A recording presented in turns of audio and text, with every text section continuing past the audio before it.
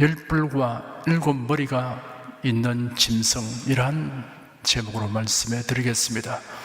요한계시록은 예수님의 재림 직전에 있을 7년 대환란에 관한 계시가 대부분을 차지하고 있습니다. 7년 대환란을 3년 반씩 전후로 나누어서 다루고 있습니다.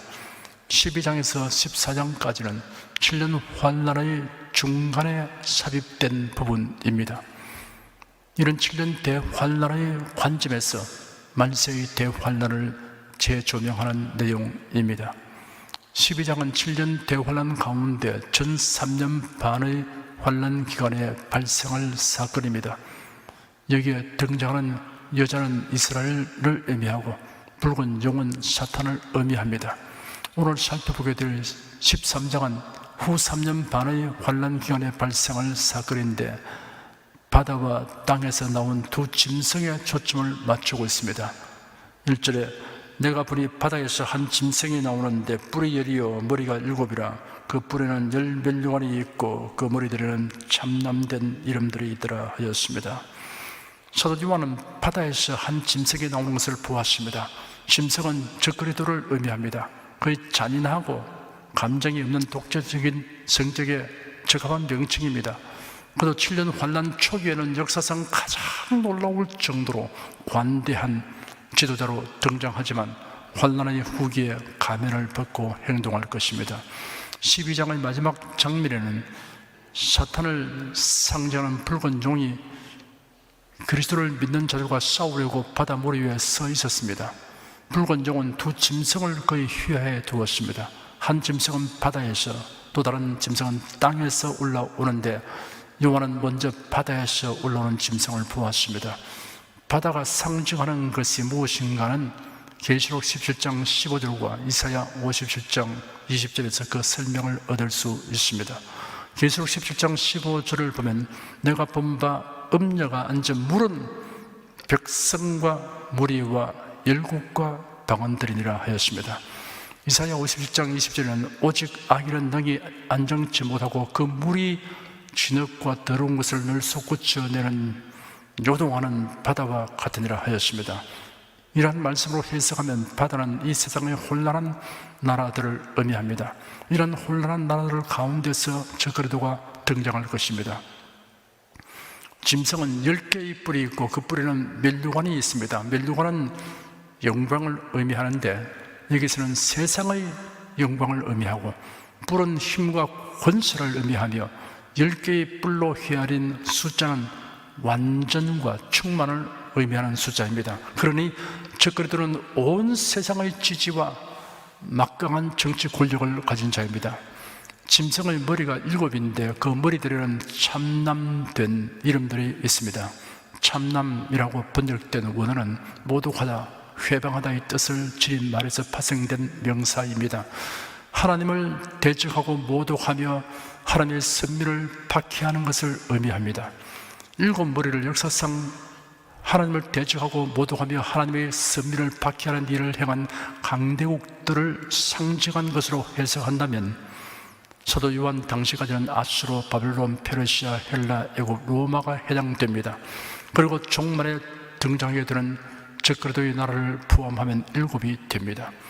구약성경 다니엘서 2장에는 바벨론에서 시작하여 적그리스도의 나라까지 5나라를 상징하는 신상에 관한 기록이 있습니다. 주전작 606년에 바벨론 나라의 느부갓네살 왕이 꿈에 본 신상과 선지자 다니엘의 예언적 해석입니다. 이를 살펴보면 하나님께서 인류 역사의 종말까지를 예언자를 통하여 사람들에게 알려주셨다는 사실을 우리가 확실히 알 수 있습니다. 사람들에게는 흘러가는 세월을 통해 나타나는 사건들이지만 하나님의 영혼 안에서는 지나간 사건들이나 다름없습니다. 그러므로 예언된 일은 거부되거나 변동될 수 없습니다. 바벨론의 느부갓네살 왕이 꿈을 꾸었는데 그 꿈은 고도의 상징성을 가진 난해하고 복잡한 내용을 가지고 있었습니다. 심상치 아니한 꿈을 꾼 왕은 그로 인해 번민하여 잠을 이루지 못했습니다. 왕이 그 꿈을 해석하도록 박수와 술객과 점쟁이와 술사들을 불렀습니다. 이들은 왕의 자문에 응하는 고위 관직의 사람들이었습니다. 왕은 그들에게 왕이 꾼 꿈의 내용과 해석을 말하라고 명령하였습니다. 이들은 왕의 명령을 듣고 당황하였습니다. 그들은 귀를 의심했습니다. 꿈 내용을 들려주고서 해석을 하라고 하는 것이 아니라 무슨 꿈을 꾸었는지 알아내어 해석하라는 명령이었기 때문입니다. 꿈보다 해몽이라는 속담처럼 무슨 꿈이든 듣고는 그럴싸하게 해석하면 되겠는데 꿈 내용까지 말하라고 하니 그들은 공경에 처하게 되었습니다. 느부갓네살 왕은 바로 이러한 점을 예상하고 이 같은 명령을 내렸던 것입니다. 너희들에게 꿈 이야기를 해주면 적당히 둘러대는 해석을 해놓고는 그 해석이 맞는지 아닌지 드러나기 전에 도피해버릴 것이라는 것을 내가 간파하고 있다고 밝혔습니다. 속수무책이 된 그들은 이제 죽었구나 하는 생각이 들어 목숨을 걸고 탄원하였습니다. 왕이 인간의 능력으로는 불가능한 요구를 하고 있다는 사실과 지금까지 어떠한 왕도 이러한 요구를 한 적이 없었다는 사실, 그리고 이런 일은 신밖에는 할 수 없다는 사실을 논증하여 왕을 설득하려고 하였습니다. 그들의 정황한 변명과 논증은 오히려 왕을 격노하게 하였습니다. 왕은 진노하여 바벨론의 박사들을 다 죽이라는 명령을 내렸습니다. 공의롭지 못한 명령입니다. 옛날 전제 군주들의 횡포가 이러했습니다. 왕은 백성들의 생살 여탈권을 쥐고 있었습니다. 하나님은 창조주이시며 절대 주권자이십니다. 만일 하나님께서 전제 군주나 폭군처럼 행하신다면 어떻게 될까를 생각해 보십시오. 그러나 하나님은 사랑과 공의가 균등하시며 또한 신실하십니다. 왕의 명령이 공포되어 바벨론의 박사들은 죽게 되었고 신하들이 다니엘과 그의 친구들도 죽이려고 찾았습니다. 그들도 박사들 중에 속하기 때문에 사형집행 대상에 포함되었던 것입니다. 다니엘은 왕의 경호장관 아리옥을 찾아가서 살육 명령이 내려진 이유를 물었습니다. 아리옥은 그 사연을 설명하여 주었습니다. 다니엘이 평소에 자기 주변에 있는 모든 사람에게 득성스럽게 처신하였던 관계로 결정적인 위기에 처한 그를 경호장관이 호의적으로 대해주었던 것입니다. 만일 다니엘이 평소에 덕을 쌓지 않았다면 박사들을 찾아 죽이려고 스스로를 시퍼렇게 하고 다니던 경호장관이 다니엘과 마주쳤을 때 대화할 기회도 주지 않고 즉시 다니엘의 목을 쳤을 것입니다. 사건의 전말을 들은 다니엘은 왕 앞에 나가서 요청하기를 만리를 주면 꿈을 해석해 드리겠다고 하였습니다. 다니엘이 이렇게 자신 있게 말한 것은 이 사건은 하나님의 섭리가 게재되어 있음을 깨달았기 때문입니다. 다니엘뿐 아니라 그의 세 친구도 느부갓네살의 진노로 인한 죽음의 위협 앞에 노출되어 있었습니다. 다니엘은 세 친구에게 이 같은 상황을 알리고 도움을 청하였습니다. 다니엘은 세 친구들과 합심하여 하늘에 계신 하나님께 기도하였습니다. 하나님, 이 은밀한 일에 대하여 긍휼히 여겨주시어 우리가 죽임을 당치 않게 하여 주시옵소서라고 기도하였습니다. 다니엘에게 하나님의 응답이 왔습니다.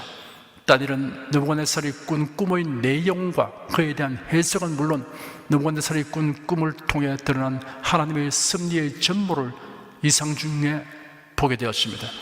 다니엘은 지혜와 권능의 하나님, 만유와 역사를 주관하시는 절대 주권자이신 하나님, 전지하신 하나님을 찬송하였습니다. 다니엘 자신에게 느부갓네살의 꿈을 알게 하시고 해석할 수 있는 지혜와 능력을 주신 하나님께 감사하며 찬송하였습니다. 다니엘은 박사들을 처형하도록 명령을 받은 경호장관 아리옥에게로 가서 말하기를 바벨론의 지혜자들을 처형하지 말고 저를 왕 앞으로 데려가 주십시오. 그러면 제가 왕께 그 해석을 보여드리겠습니다 하였습니다. 아리옥이 급히 다니엘을 왕 앞으로 데리고 가서 제가 유다에서 사로잡아 온 사람들 중에 왕께 그 해석을 알려드릴 사람을 찾았습니다 라고 말하였습니다. 왕은 다니엘이 다른 사람이 꾼 꿈을 알아내고 해석을 할 수 있다는 데 대해 반신반의하며 다니엘에게 말하기를 내가 봤던 꿈과 그 해석을 네가 내게 알려줄 수 있겠느냐 하였습니다. 다니엘은 대답하기를 왕께서 물으신 은밀한 것을 지혜자들이나 주술가들이나 점성가들은 왕에게 보여드릴 수 없습니다.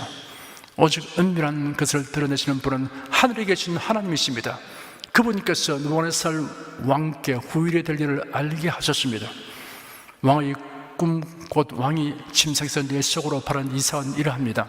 왕이시여, 왕께서 침상에서 장래 일을 생각하실 때 은밀한 것들을 드러내시는 분께서 장래 일을 왕께 알려주셨습니다.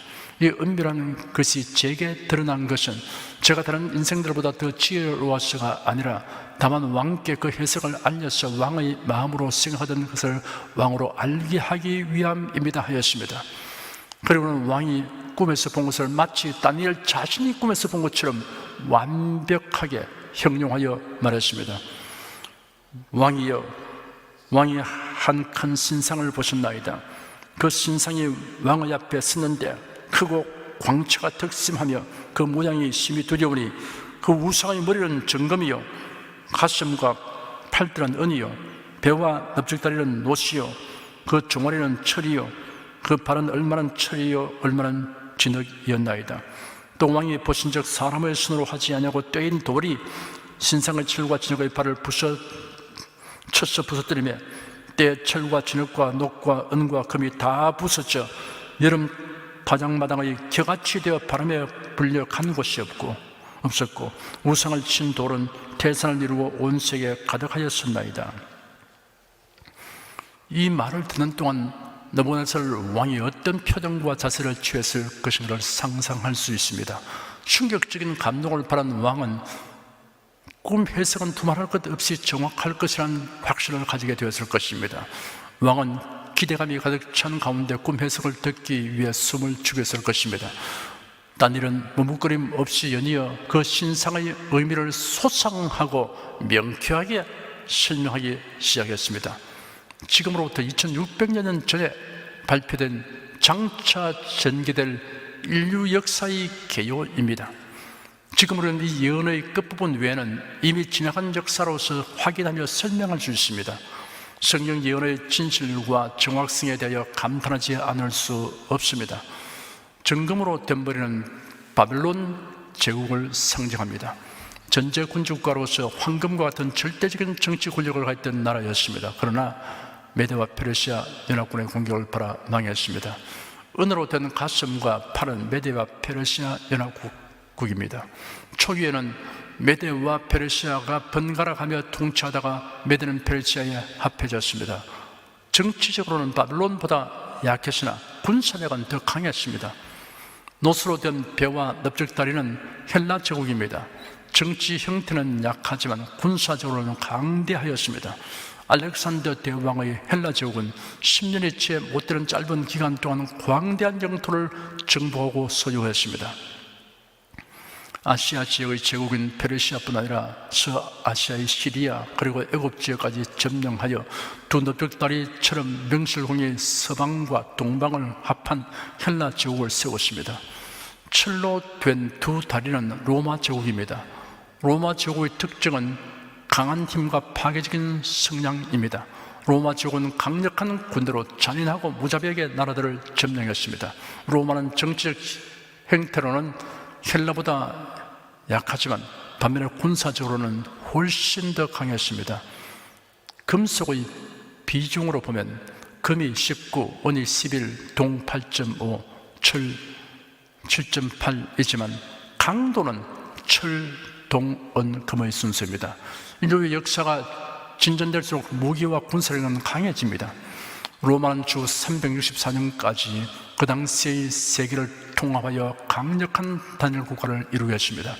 그러다가 주 364년에 동로마와 서로마로 나뉘어졌습니다. 두 다리로 나뉜 것은 이를 가리킵니다.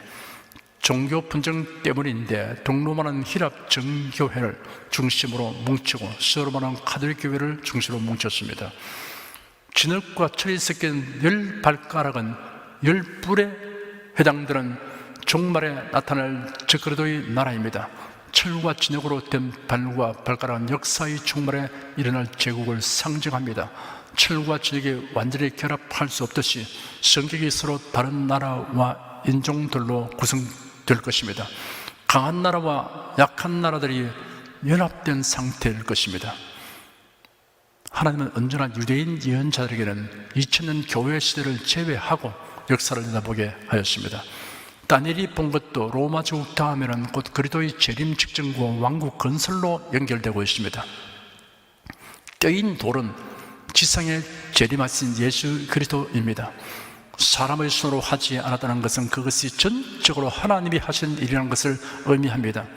유대인은 일반적으로 하나님의 나라가 하나님의 산인 시온에 세워질 것이라는 생각을 가지고 있었습니다. 산에서 떠인 돌이란 이런 개념으로 해석할 수 있습니다. 떠인 돌이 신상의 발과 발가락을 부숴 그 신상의 머리부터 발까지 완전히 무너지는 것을 가리키며 이는 곧 이 세상 나라가 완전히 멸망하는 것을 의미합니다.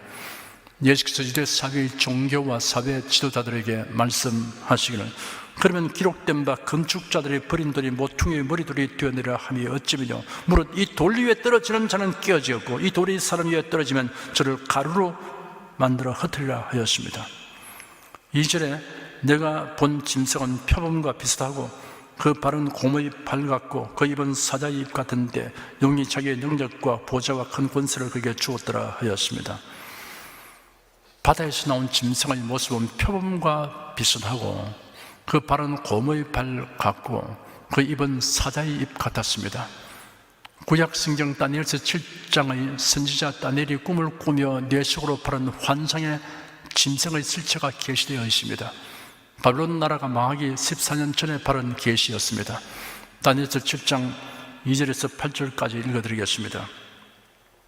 다니엘이 진술하여 가로되 내가 밤에 이상을 보았는데 하늘의 내 바람이 큰 바다로 몰려 불더니 큰 짐승 넷이 바다에서 나왔는데 그 모양이 각각 다르니 첫째는 사자와 같은데 독수리의 날개가 있더니 내가 볼 사이에 그 날개가 뽑혔고 또 땅에서 들려서 사람처럼 두 발로 서게 함을 입었으며 또 사람의 마음을 팔았으며 다른 짐승 곧 둘째는 곰과 같은데 그것이 몸 한편을 들었고 그 입의 잇사이에는 새 갈빗대가 물렸는데 그에게 말하는 자가 있어 이르기를 일어나서 많은 고기를 먹으라 하였으며 그 후에 내가 또 본즉 다른 짐승 곧 표범과 같은 것이 있는데 그 등에는 새의 날개 넷이 있고 그 짐승에게 또 머리 넷이 있으며 또 권세를 받았으며 내가 밤 이상 가운데 그 다음에 본 넷째 짐승은 무섭고 놀라우며 또 극히 강하며 또 큰 철이가 있어서 먹고 부서뜨리고 그 나머지를 발로 밟았으며 이 짐승은 전의 모든 짐승과 다르고 또 10뿔이 있으므로 내가 그 뿔을 유심히 보는 중 다른 작은 뿔이 그 사이에서 나더니 먼저 뿔 중에 셋이 그 앞에 뿌리까지 뽑혔으며 이 작은 뿔에는 사람의 눈 같은 눈이 있고 또 입이 있어 큰 말을 하였느니라. 하늘의 바람은 인간 역사를 주관하시는 하나님의 섭리를 의미합니다. 영적 인물이 인간 역사를 만드는 것이 아닙니다. 하늘의 바람이 큰 바다로 몰려 불고 큰 짐승 넷이 바다에서 나왔습니다. 바다는 하나님의 통치를 거부하는 세상 나라들을 상징합니다. 한편 큰 바다는 지중해를 가리킵니다. 구약성에서 지중해를 가리키는 데 사용된 일반 명칭이 큰 바다입니다. 지중해는 북쪽으로는 유럽, 남쪽으로는 아프리카, 동쪽으로는 아시아와 접하여 있습니다. 이스라엘과 관련된 제국들은 모두 지중해 주변 국가입니다. 왕국과 열왕들은 짐승으로 상징되었습니다. 세상 나라와 왕들의 야만적, 야수적 성격을 나타내고 있습니다. 이 네 짐승의 모양이 각기 다르다는 것은 네 나라가 각기 독특한 특징을 가지고 있음을 의미합니다. 첫째는 사자와 같은데 독수리의 날개가 있습니다. 사자는 백소의 왕이고 독수리는 날짐승의 왕입니다. 독수리 날개가 있는 사자로 상징된 나라는 바벨론 제국입니다. 강력한 통치력과 군사력으로 주변 국가를 정복하고 지배하였습니다.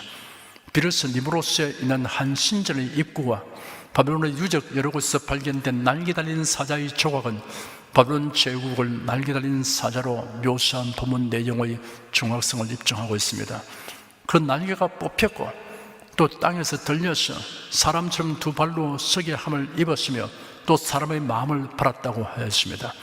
느부갓네살 왕은 심히 교만한 말을 했다가 하나님께로부터 버림을 받아 미쳐서 7년 동안 들짐승과 함께 거하며 소처럼 풀을 먹고 머리털이 독수리 털과 같게 되고 손톱은 새 발톱처럼 되었습니다. 7년이 지난 다음 그가 하나님의 절대 주권을 인정하고 크게 회개하게 되자 짐승의 상태에서 사람으로 돌아오게 되었습니다. 둘째는 곰과 같은데 그것이 몸 한편을 들었고 그 입의 이새에는 새 갈빗대가 물렸으며 그에게 말하는 자가 있어서 일어나서 많은 고기를 먹으라 하였습니다. 곰으로 상징된 나라는 페르시아 제국입니다. 페르시아는 곰처럼 우직했습니다. 엄청난 수의 군사를 이끌고 밀어닥쳐 적을 제압하였습니다. 몸 한편을 들었다는 것은 메대와 페르시아 두 나라가 연합하여 바벨론을 점령하여 세운 나라이기 때문에 번갈아가며 다스리다가 페르시아가 더 우세하여 나중은 페르시아 제국이라고 부르게 되었습니다. 갈빗뼈 3개를 물었는데 이는 바벨론, 리비아, 애굽 세 나라를 점령한 것을 말합니다. 많은 물고기를 먹으라는 명령을 받은 대로 200년 동안 근동의 약소 국가들을 전부 점령하였습니다. 셋째는 표범과 같은 것이 있는데 등에는 새의 날개 넷이 있고 머리 넷이 있으며 큰 권세를 받았습니다. 알렉산더의 헬라 제국입니다. 표범은 빠른 짐승인데 날개까지 달렸으니 매우 빠른 속도로 그 제국이 팽창할 것을 의미합니다. 표범은 사자 같은 위험찬 모습이 없고 곰처럼 강하지도 않으나 다른 짐승을 포획할 때의 잔인성에 있어서 두 짐승에 버금가고 민첩성에 있어서는 두 짐승을 능가합니다. 알렉산더 대왕은 페르시아와 소아시아 지역을 모두 정복했으며 시리아와 예루살렘과 애굽을 점령했고 드디어 인도 변경에 이르기까지 광활한 세계를 점령하였습니다. 제위 13년 중 10년을 정복 전쟁을 진두지에다가 주전 323년 33세에 죽었습니다. 짐승에 또 머리 넷이 있으며 또 권세를 받았다고 하였습니다. 알렉산더 대왕이 죽은 후 헬라 왕국은 4명의 장군에 의해 나누어졌습니다. 리스마커스는 비두니아를, 카산들은 마게도니아를, 셀루커스 니카르노는 시리아와 바벨론을, 톨레미우스는 애국과 팔레스틴과 아라비아를 나누어 가졌습니다. 넷째 짐승은 무섭고 놀라우며 또 극히 강한 짐승으로 철 이빨을 가지고 있어 입으로 물어서 부수고 발로 짓밟았으며 이 짐승은 저는 모든 짐승과 다르다고 하였습니다. 이런 이 네 번째 짐승이 어떠한 짐승에도 비유할 수 없을 만큼 엄청난 힘과 파괴력을 가지고 있다는 것을 암시해 줍니다. 이 짐승은 큰 천리가 있다고 하였습니다. 느부갓네살 왕이 꿈에 본 신상의 철로 된 두 다리에 해당되며 이전에 출현했던 그 어떤 짐승보다 강한 짐승으로 비유되는 이 나라는 다름 아닌 역사상 가장 강대했던 로마 제국입니다. 먹고 부수뜨리고 그 나머지를 발로 밟았다고 하였습니다. 이 말은 강력한 힘을 가진 로마 제국이 세상 나라들을 정복하고 잔인하게 짓밟을 것을 의미합니다. 주전 30년에 로마가 등장하여 유럽, 아시아, 아프리카에 이르는 광활한 지역을 지배하였습니다. 역사상 가장 강대한 나라였습니다. 이 짐승에게 10뿔이 있습니다. 10뿔은 느부갓네살이 본 신상과 비교하여 순서대로 비교하면 신상의 10발가락에 해당합니다. 다른 작은 뿔이 그 사이에서 나더니 먼저 뿔 중에 셋이 그 앞에 뿌리까지 뽑혔으며 이 작은 뿔에는 사람의 눈 같은 눈이 있고 또 입이 있어 큰 말을 하였습니다. 이 작은 뿔이 적그리스도라는 해석이 타당성이 높습니다. 적그리스도가 출현하면 신속하게 엄청난 세력을 확보하게 될 것입니다. 다시 계시록 13장 2절로 돌아가 봅시다. 내가 본 짐승은 표범과 비슷하고 그 발은 곰의 발 같고 그 입은 사자의 입 같은데 용이 자기의 능력과 보좌와 큰 권세를 그에게 주었더라 하였습니다. 이 짐승은 다니엘이 보았던 큰 짐승들, 표범, 곰, 사자, 곧 바벨론, 페르시아, 헬라를 모두 합한 것 같았습니다. 이런 적그리스도의 나라입니다. 용이 자기의 능력과 보좌와 큰 권세를 그 짐승에게 주었습니다. 적그리스도가 가진 능력과 지혜와 권세는 사탄이 준 것입니다. 이 용은 하늘에서 미가엘 천사와 싸워서 패하여 땅으로 쫓겨 내려온 마귀입니다. 하나님께서 모든 충만함으로 예수님 안에 거하게 하심을 흉내내어 사탄도 적그리스도에게 자기의 능력과 보좌와 큰 권세를 주어 자기 목적을 이루려고 합니다. 3절에 그의 머리 하나가 상하여 죽게 된 것 같더니 그 죽게 되었던 상처가 나음에 온 땅이 이상히 여겨 짐승을 따르고 하였습니다. 세계의 부를 지배하고 있는 유대인과 정치적 수완과 군사적 힘을 가진 적그리스도가 상호 협력 조약을 맺고 피차 유익을 취합니다. 시오니즘 운동의 지도자 맥스 노더는 우리의 조국을 부흥시킬 능력을 가진 사람이면 누구나 환영한다. 그리고 이 사람이야말로 우리의 메시아가 될 것이다 라고 말했습니다. 메시아에 대한 개념이 맹목적이 되었습니다. 영적이 아니고 정치적이 되었습니다. 전 3년 반이 지나자 적그리스도가 그 정체를 드러내어 하나님의 성전에 들어가서 자기 우상을 세우고 경배하게 하므로 유대인은 대경실색을 하고 그제서야 깨닫고 저항과 반발을 하게 됩니다. 아마도 그 때문에 유대인의 손에 의해 적그리스도가 큰 상처를 입게 될 것입니다. 그러자 예수 그리스도의 부활을 모방하여 적그리스도가 회상하게 됩니다. 온 세상은 신문, 텔레비전, 컴퓨터, 휴대폰을 통해 이를 보고 감탄하게 됩니다. 그래야 세계는 더욱 적그리스도를 따르게 됩니다. 4절에 용이 짐승에게 권세를 주므로 용에게 경배하며 짐승에게 경배하여 가로되 누가 이 짐승과 같으냐 누가 능히 이로 더불어 싸우리요 하더라 하였습니다. 마귀는 영적 존재이므로 인간의 육안으로는 보이지 않습니다. 그러므로 눈으로 보이는 어떠한 형태를 사용할 것입니다. 사람이 만든 우상 배후에는 사탄이 있습니다. 아마 용의 형상일 수도 있습니다. 또한 사람들이 적그리스도에게 경배합니다.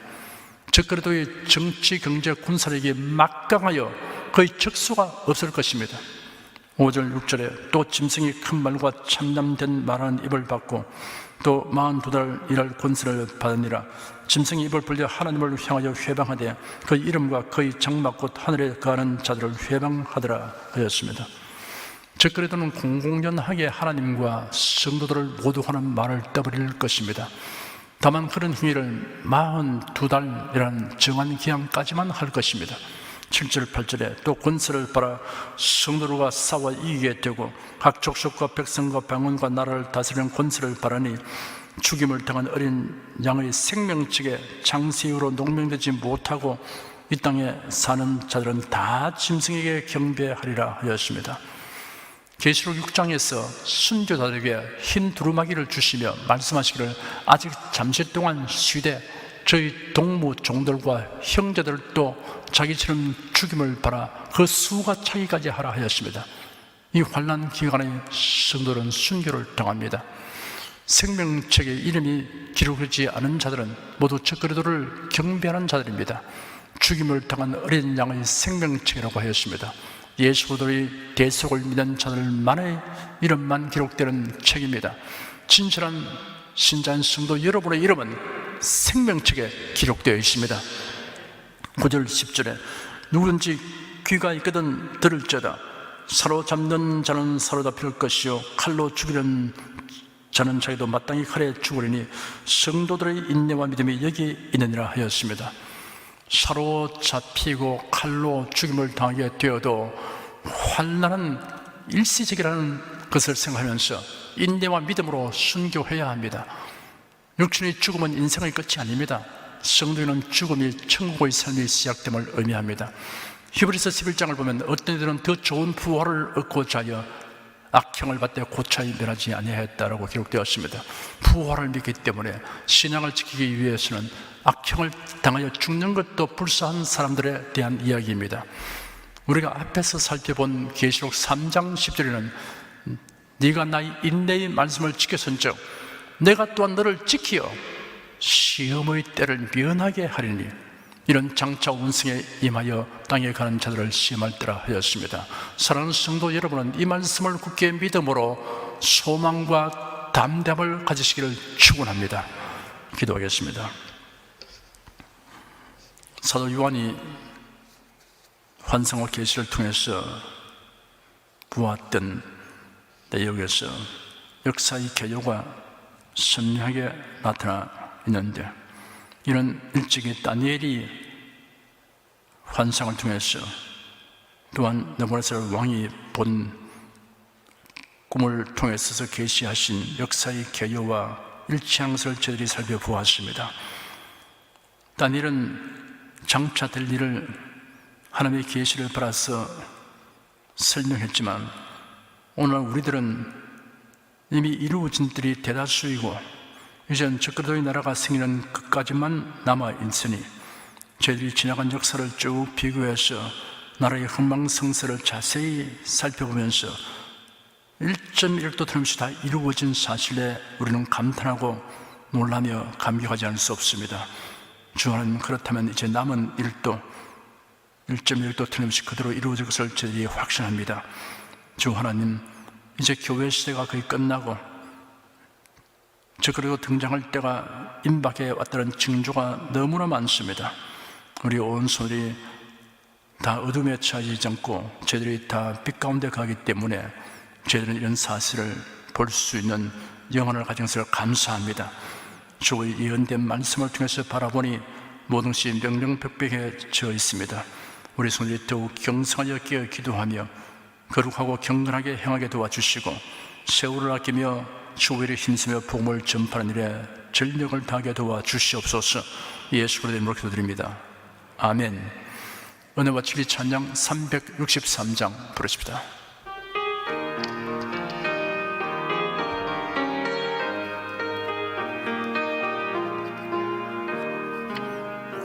보라대 속에 십자가 지신 예수 그리스도, 머리에는 가시권 손과 발 대못 박히셨네.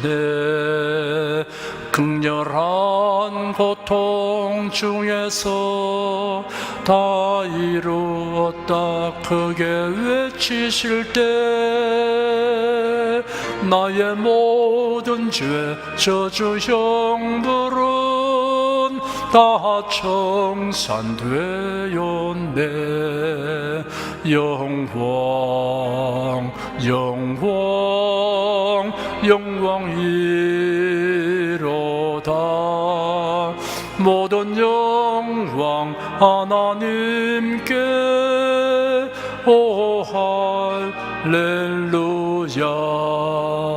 사망 권세를 이기고 부활하신 그리스도, 제자들이 보는 중에 하늘로 들림 받으셨네. 하늘로 오른 예수님, 가심을 본 그대로 오시리라. 천사 음성이 나의 귓가에 쟁쟁하게 들리네. 영광 영광 영광이로다. 모든 영광 하나님께. 오 할렐루야. 만왕의 왕 재림하시는 예수 그리스도, 영광스런 그날에 믿음의 등불 밝혀 들리라. 깨어 기도하던 성도들, 순식간에 호련히 변화되어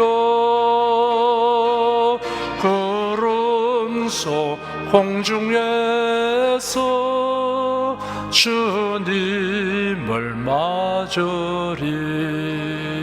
영광 영광 영광이로다. 모든 영광 하나님께. 오 할렐루야.